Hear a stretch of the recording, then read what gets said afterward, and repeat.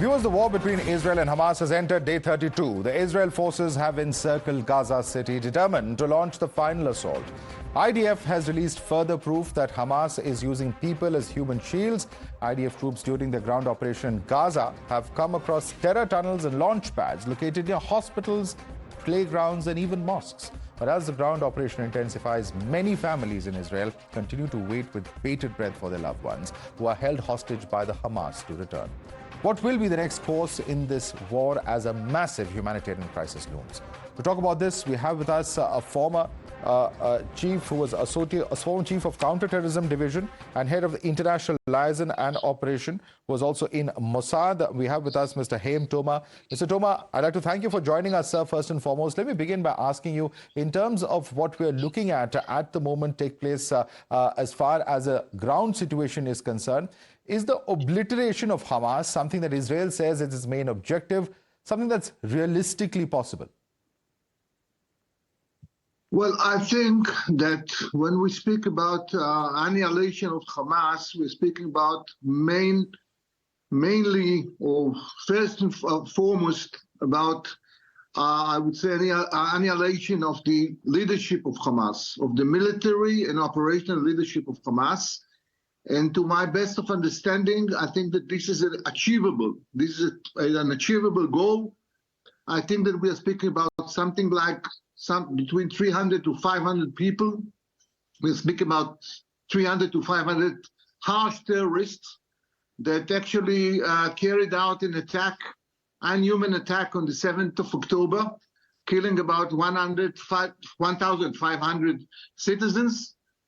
And I think that to find all these people, it's not that easy. Gaza is a very heavily populated area, and they know that we are seeking for them and looking for them. But I think that within a time of a couple of weeks, we can find most of the main leaders of Hamas. And this is the first and the foremost, I would say, meaning of annihilation of Hamas, annihilation of the military leadership. Right. Then we speak about the second phase, with your permission, which is annihilating or demolition of mainly the main military capabilities of Hamas, which is mainly rockets, missiles, and other things. And in that respect, I believe that again, within a couple of weeks, we can get most of this kind of arsenal out of order. So yes, it is possible. But, there are a lot of challenges. You did mention a couple of weeks, but, the kind of pictures that we've been seeing, whether the operations are taking place, for instance, near hospitals, near mosques, near playgrounds, as you did mention, there's a huge civilian population over there at the same time. How do you ensure that the casualties, because from that side, from the side of Hamas, we've been seeing all sorts of claims being made. They've said over 8,000, sometimes even more, 9,000 casualties, a large proportion of which are children, they claim. These are going to be some very, very serious concerns as well. I would say that this is a very serious question. I think that Israel, up till now, was very careful to attack civilian areas, civilian targets, and we carried out attacks, military attacks and military operation only when we were sure that there are non-involved people inside the, so to speak, the scope of the target. But I think that the 7th of October changed something in the Israeli, I would say, policy. After these kind of pictures and photos and stories of very I would say, cruel and wild killings of babies and old people. And we have 240 people kidnapped. Some of them are 80 years old. Some of them are 5 years old. And they are held in Hamas hands. In that respect, it means that the rules of the game have changed. We have changed the rules of the game. We are going to attack Hamas, even though Hamas is taking shelter underneath the main hospital of Gaza. Now think about that your enemy is taking shelter inside a very civilian humanitarian facility like an hospital. So what could we do? Could we wait them to go on with firing missiles from the underneath this hospital, or should we go into the hospital with all the prices and fight these terrorists? So Israel decided that in this time, after we were killed in a very, I would say, unhuman, terroristic methods by Hamas, we are changing the rules of the game. Right. Given your long years of service in intelligence, it's been over a month. Is there still hope as far as the hostages are concerned, in your view?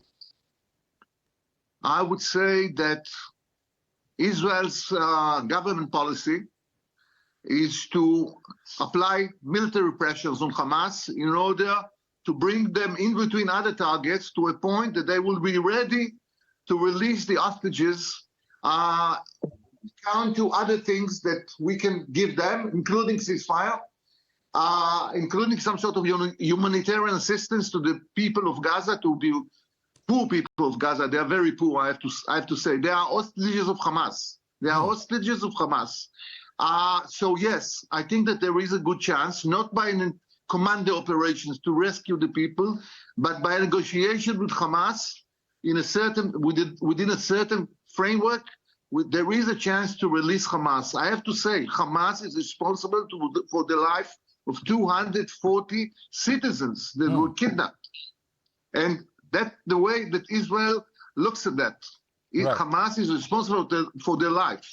Right. Also, as far as the encirclement of Gaza City itself is concerned, do you think that, having sort of, in a sense, having divided the entire Gaza Strip, this is going to be very significant from a military or a defense point of view? I think that, yes. I think that I think that Hamas scattered them over all the Gaza Strip. I think that Hamas has a good ability to, so to speak, to hide this number of people. I think that intelligence-wise, it will be difficult to get intelligence in order to rescue them, though Israel rescued one of them about 3 or 4 days ago. But I think that the main road to rescue these people and to liberate them, and we should liberate them, it is the Israeli main national mission, is to liberate these people. And this is a high priority, as all of the government ministers said. Is the main route for that is to have a kind of a deal with Hamas, within which they would rescue, they would liberate these people, and we would give them some sort of a ceasefire for that. Okay, so you're still, so the way forward you're looking at is for Hamas to continue ruling, or some kind of a compromise with Hamas, or are you looking at a third party coming in and ruling the Gaza Strip? What exactly is the future that we're looking at for the Gaza Strip from the Israel perspective? Well, Israel would like to see PLO coming back to take control over Gaza Strip, as they have been doing in Judea and Samaria. But speaking matter-of-factly and realistically, I'm not sure that this is a realistic, I would say, vision. What we like to see is Hamas getting out of Gaza. First and foremost, we like to see Mr. Sinwar and all of the others, Ismail Haniyeh and all of the others, getting out of Gaza the way that Yasser Arafat left Beirut in 1982, after we sieged Beirut. We like to see them getting out of there, or getting out of, let us say, this world, because they are criminals, harsh criminals, all of them. Terrorists like Osama bin Laden, like people from ISIS, they are similar. And they I would say, meet the same kind of destiny. But asking you about political matters, I can't answer you. Okay. Who will be the next ruling authority in Gaza? But for sure it won't be Hamas. If you ask Israelis. Okay. And also, Mr. Tomer, it's been a month, and that's why I'm asking you this question, because there was a lot of speculation when the attack took place as to what went wrong before October 7th. If there was a failure of intelligence, was it primarily a failure of human intelligence, for instance? Absolutely. It was a failure, a big failure of the Israeli intelligence. We got unprepared for that. There were a couple of signs that our systems, unfortunately, ignored. And I think that nobody can wish-wash this kind of failure. It was a big failure of the Israel intelligence. Israel intelligence is a very efficient machine in usual, but once in 50 years, like happened in 1973, We got caught in surprise, but this time by Hamas. Unfortunately, yes, it was a failure. Unfortunately, no question about it. Because Mossad is, known globally as one of those intelligence services that has a proven track record, is one of the most effective in terms of its intelligence gathering methods. So, many versions of whether they did not cultivate enough sources on the other side. Is it possible that Hamas had cultivated sources on the Israeli side? There could have been a red herring or a Trojan horse. There's all sorts of speculations because the scale of this attack is really something that's unseen, unheard of. Well, I would say something like that. Israeli different agencies have been proven very efficient over the years. And even now, since the beginning of the, I would say, showdown with Hamas, every day almost very high-level commander of Hamas is being killed by Israel, personally targeted by our, so to speak, intelligence capabilities. This is a very high level of operational capabilities. When it comes to national scale assessment, we failed. We didn't believe that Hamas could, so to speak, apply a large scale attack against the old civilian settlements and kibbutzim and all these kind of towns alongside the border. We thought that it's too big for them, and it was a big mistake. It's a mistake of assessment, not a mistake of collection, not a mistake of, so to speak, intelligence front lines. It's a mistake of the people that are responsible for analysis. Right. Unfortunately. All right. Mistake of those responsible for analysis. So perhaps in some way a human error there is what you're alluding to, if I've got you right. But sir, in this case, when the ground operations are on, what can we expect to be happening on the intelligence front? Because there are all sorts of allegations that we see thrown out in the public domain about the role of Iran, of Qatar, also in terms of trying to look at who's talking to whom, since there's a central question of more than so many hostages, for instance. There's diplomatic efforts also that are underway by different countries, given that there are several foreign nationals there. So in that light, how do you see the intelligence services playing an important role in this fight? Well, I think that, of course, as a former intelligence, I would say, high-level official, when war starts, the most important target is to provide accurate intelligence to the fighting forces, and that's what the IDF has been doing. The IDF intelligence and other services has been doing since the fighting started. The second thing, of course, is, as you said, the matter of the hostages, and I think that there is a very, I would say, large-scale effort of the Israeli intelligence to get as much information as possible in regard to the hostages and their, so to speak, situation. When it comes to, I would say, assistance and cooperations in the region, of course, the Qataris are involved, Egyptians are involved, in a way, even Jordanians are involved in, so to speak, not in providing intelligence, but in providing lines of solutions, line of I would say, a final solution for this problem of Hamas in Gaza Strip. When it comes to Iran, we should understand, you mentioned Iran, Hamas has been pushed by Iran pretty seriously. Ismail Haniyeh has been visiting Iran a couple of times.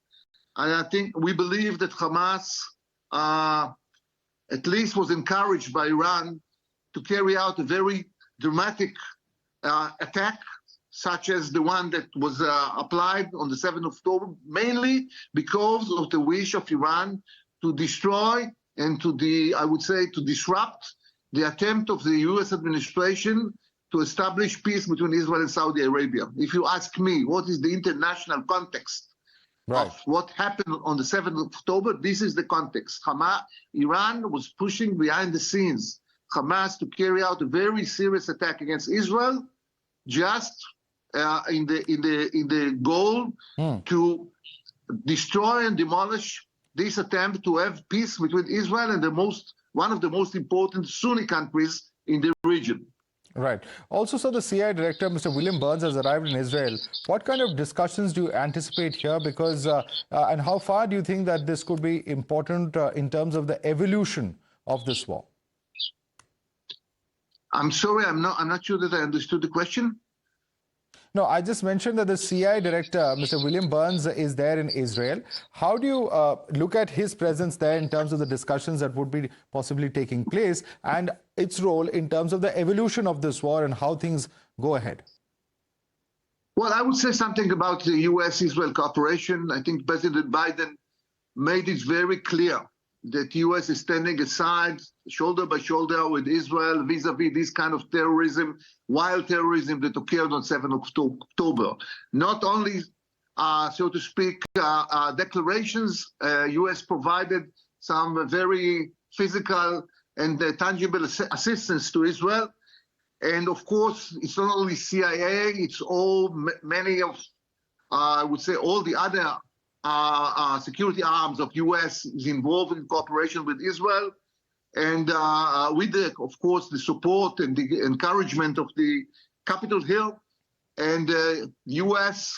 up till now has been saying two things. First, we support Israel and we back Israel in their, so to speak, military attempts against Hamas, which aims to destroy this organization, as it is done to Al-Qaeda at the time and ISIS at the time. And secondly, they urge Israel to consider humanitarian assistance to the local population as much as possible. And that's what we have been doing. We are doing together with US. We're providing every day humanitarian convoys, long convoys, to the people with food and elementary necessities, medications and such, even though that we are fighting Hamas.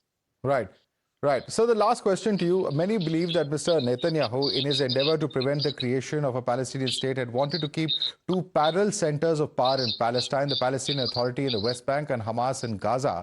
And this perhaps at some level allowed for Qatar to fund Hamas. Did the strategy backfire in your view?